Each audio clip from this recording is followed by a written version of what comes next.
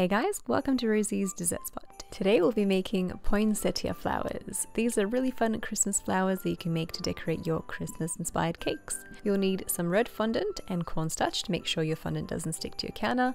Roll it out to about 3 millimeters in thickness on one side and a little bit thinner on the other side. And aim your cutter to have the end of the petal on the thicker side of your fondant. That way we can feed through the metal through the thicker end.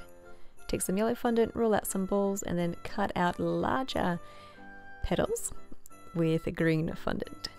So that the leaves look a little bit more Christmassy, take that same cutter and create little diagonal triangles along the outside sides of your petal.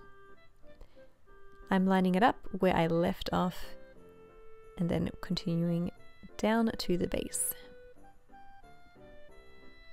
Take a leaf veiner. This is a little silicone tool that creates a really beautiful leaf-like realistic texture on your fondant.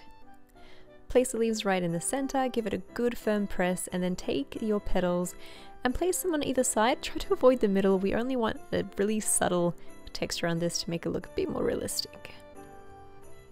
With my floral wire, I'm taking the very edge and I'm twisting it around my plier to create a super tiny little hook. You can pinch it to make it even smaller and then feed it in through the end of your petals and also through the little yellow fondant ball.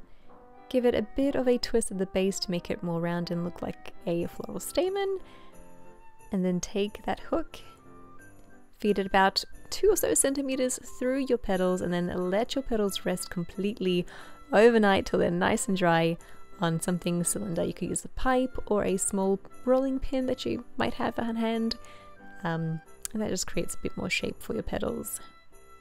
For my leaves, I just gave them a bit of a fold to give them a bit more dimension, and they're also going to be resting overnight along with the stamens.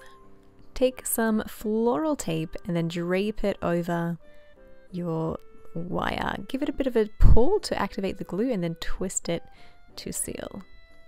Apply your first petal, and I repeat this after every single petal. I gave the petal a little bit of a bend at the very top so that it opens up the flower, makes it look a little bit more realistic. And notice I started this floral tape about 2 or so centimeters from the top of the flower. If you start it too high, it really makes it super tight. All of your elements are really close together and they could snap and kind of push on each other and break. So make sure you do have a decent amount of space where your floral tape begins. And that's it. I hope you guys enjoyed this tutorial. Very fun, very easy to do. If you recreate them, hashtag Rosie's Dessert Spot so I can see them too. Thanks again, and we'll catch you in the next one.